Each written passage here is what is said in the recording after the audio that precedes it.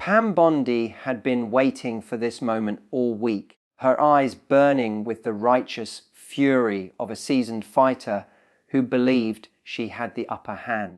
The studio lights on the live broadcast gleamed against her polished exterior, her blonde hair styled to perfection, her red blazer a deliberate choice of power. Across from her sat Representative Jasmine Crockett, calm in a dark navy suit, her posture upright but not stiff, her expression one of composed readiness. The debate had been scheduled as a segment on accountability in politics, but from the moment Bondi opened her mouth, it was clear she hadn't come to discuss policy, she had come to attack. "Let's be real here," Bondi said, her voice cutting through the quiet hum of the audience. "Jasmine, you are part of this new wave of politicians who care more about clout, about flashy sound bites, about going viral on social media than actually delivering for the American people. You parade around like you're some kind of savior, but you haven't put in the years, you haven't done the work. You represent nothing more than entitlement disguised as progress." The room tensed, and the host, caught between curiosity and concern, shifted uncomfortably in his seat. Jasmine didn't flinch. She simply folded her hands together and let the accusations hang in the air. "Pam," she said evenly, "I think you've mistaken my unwillingness to play by your rules as inexperience. There's a difference." The calmness in her voice seemed to irritate Bondi further, whose hands now gestured with sharp precision. "No, Jasmine, what I see is arrogance. You come from nothing and think you can walk into Congress barking like you've earned the right to dictate terms. People like me, we spent decades proving ourselves, building credibility brick by brick. And people like you," she jabbed her finger across the table as though piercing Crockett's composure, "want to burn it all down because you think the world owes you something. But let me tell you something, America doesn't owe you anything. It doesn't owe anyone anything." The words struck the room like a hammer. Gasps were audible. The audience could feel the weight of Bondi's hostility, could sense her attempt to frame Crockett as ungrateful, undeserving. And yet, through it all, Jasmine remained unnervingly still, her eyes steady on Bondi, as if studying not just her words, but the desperation beneath them. She leaned forward slightly, her voice still soft, but carrying enough authority to command the air. "Pam, I came from the very people this country has forgotten. From neighborhoods you've never walked through, from schools you wouldn't send your children to, from hospitals that barely kept their doors open. And I am sitting here today not because America gave me anything, but because I fought for every single inch I've gained. So when you tell me America doesn't owe me anything, you're right. But it does owe the people who built it while being told they were nothing." The silence that followed was piercing, broken only by the faint shuffle of the cameras adjusting to capture the tightening tension. Bondi's jaw clenched, her well-rehearsed composure faltering just enough to betray frustration. She hadn't expected calm. She hadn't expected Crockett to dismantle her fury with poise. And in that moment, the battle lines were drawn, one woman wielding rage like a weapon, the other holding restraint like a shield, both knowing that the next words would decide who commanded the room. Pam Bondi wasn't used to being disarmed, and the sting of Jasmine Crockett's reply only pushed her further into the corner of aggression. She leaned forward, her polished nails tapping against the desk as though punctuating her irritation. "Don't play that card with me, Jasmine," she snapped, her voice rising, her southern drawl sharpening into something almost venomous. "I'm sick and tired of hearing people like you turn every discussion into a sob story about oppression. It's the oldest trick in the book. Make people feel sorry for you so they stop asking the hard questions. You think you're the first person to come from hardship. Please. Everyone struggles. Everyone fights their own battles. The difference is most of us don't weaponize our pain to score political points.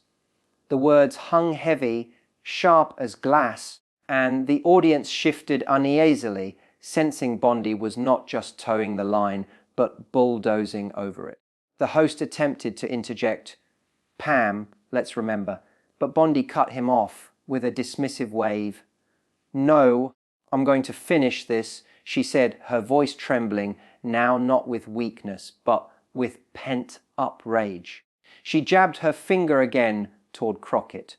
"You stand here with your calm little speeches and think that makes you righteous. But calm doesn't build bridges. Calm doesn't pass legislation. Calm doesn't fix the broken families in this country or heal the divisions you claim to care about. All calm does is make you look smug, and honestly, that smugness is insulting to people who have put in real work."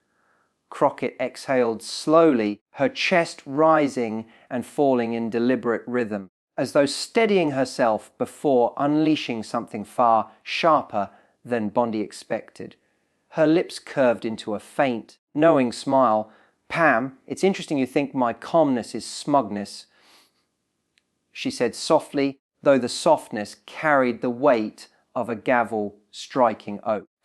"It tells me you're not used to facing someone who refuses to rise to your chaos. You've built a career on spectacle, on yelling loud enough to drown out reason, on ensuring that every room you walk into bends to your theatrics. But what happens when someone refuses to play your game? When someone shows you that screaming doesn't equal strength?" The audience perked up, tension tightening like a drawn bowstring. Bondi's face flushed, her carefully constructed armor showing cracks. "Don't you dare lecture me on strength," she fired back, voice trembling as she tried to wrestle back control. "I was fighting battles in the courtroom when you were still figuring out how to tie your shoes."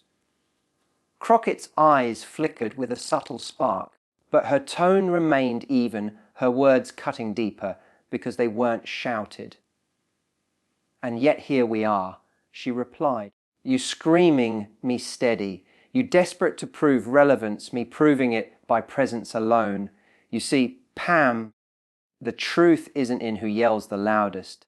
The truth lives in who can stand in the storm and not be moved." The studio went utterly still. Even the host, who had been scribbling notes nervously, froze, his pen hovering above the paper. Bondi's voice cracked slightly as she tried again to dominate.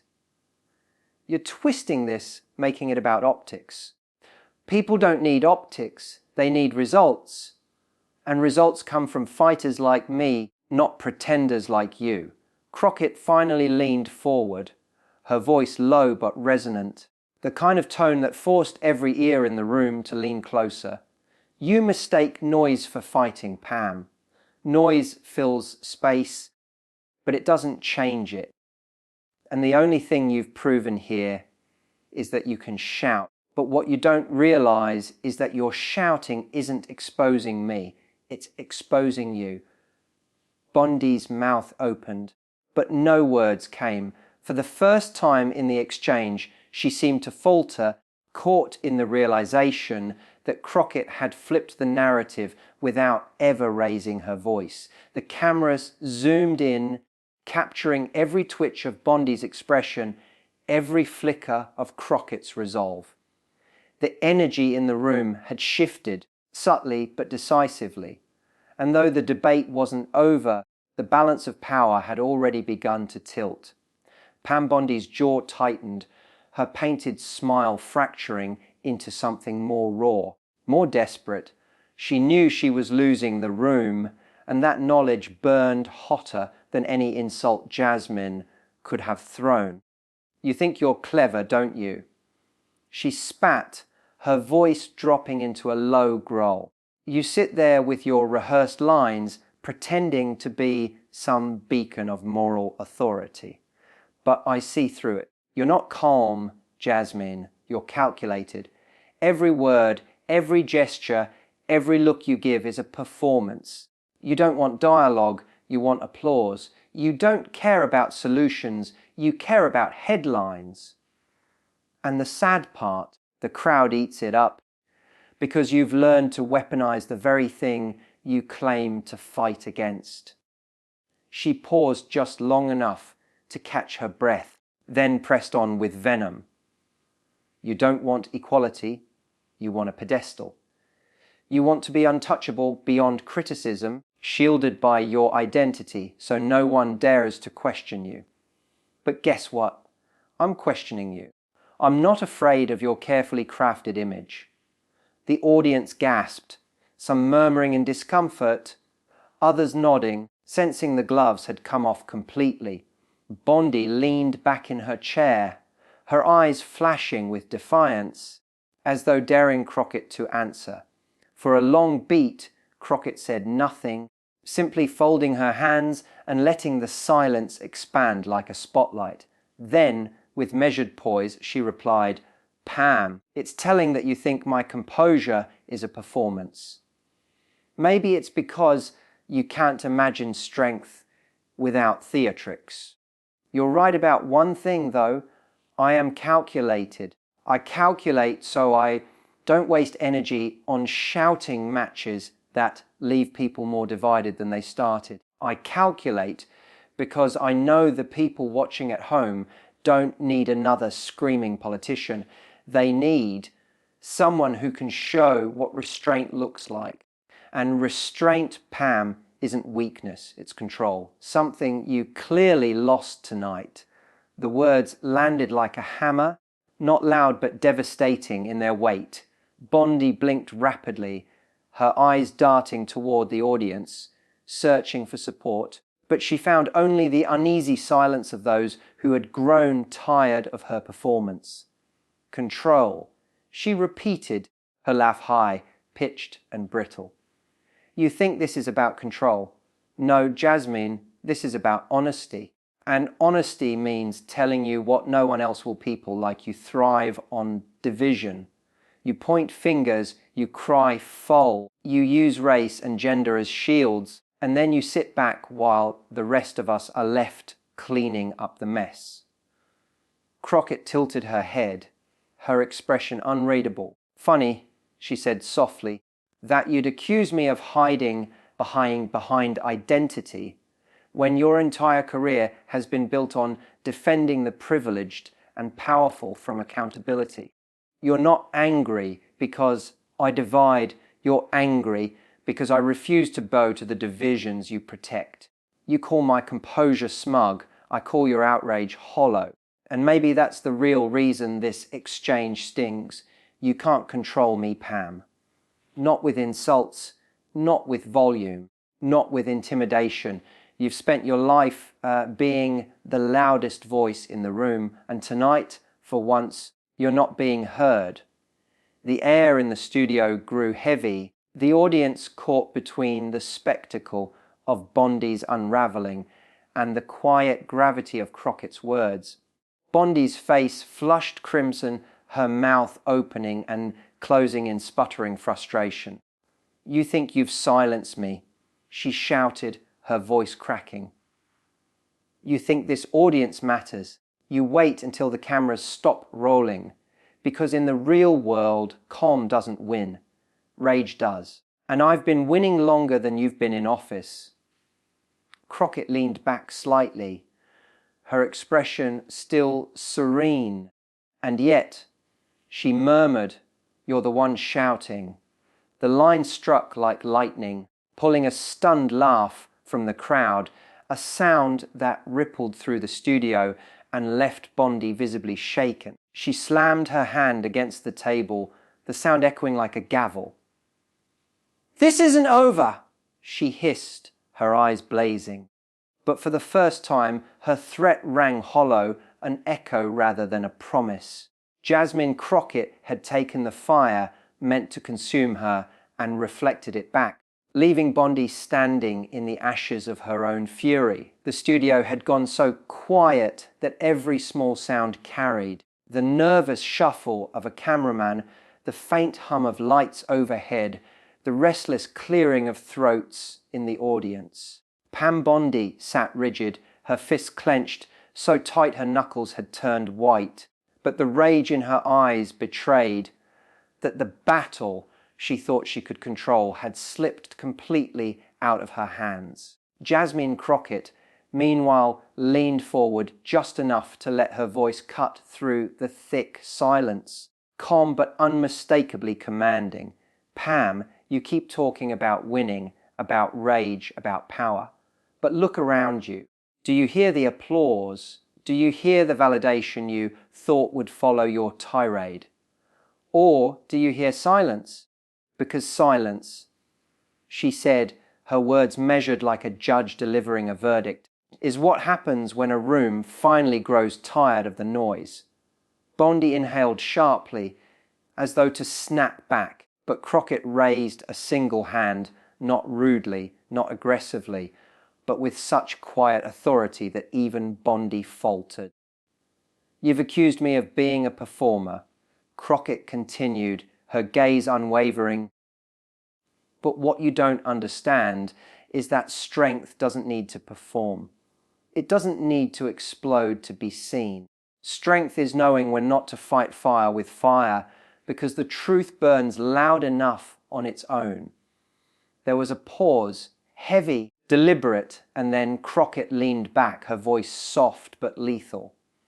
"And tonight, Pam, the truth is that you weren't silencing me, you were silencing yourself." The audience erupted, not in cheers exactly, but in a collective sound of release, like an exhale they hadn't realized they'd been holding. The tension shattered, replaced by the unmistakable sense that something had shifted in the balance of power. Bondi's eyes darted from face to face, seeking any sign of loyalty, any nod of agreement, but all she found were stares heavy with judgment, some tinged with pity, others with disdain. She tried to speak, but the words caught in her throat, swallowed by the weight of her own unravelling. Crockett, seeing that the moment had reached its peak, rose from her seat with unhurried grace. The cameras followed her every move, the audience's eyes fixed on her, as if waiting for the final note of a symphony. She adjusted her blazer, gathered her papers, and looked down the table at Bondi, who still sat fuming, trembling, and hollow. "When the history of this night is written," Crockett said, her voice carrying with effortless clarity, "no one will remember your shouting. They'll remember that silence fell, and it wasn't mine." With that, she turned and walked off the set, leaving Bondi frozen in place, her mouth still open in protest that would never find an audience. The crowd rose instinctively, some applauding, some simply standing in awe, but all recognizing they had just witnessed a shift, not just in a debate, but in the story of who truly commanded respect when the cameras were rolling. Bondi sat alone at the table, her fury curdling into humiliation, while Jasmine Crockett disappeared into the wings, her calm reply echoing in every corner of the nation.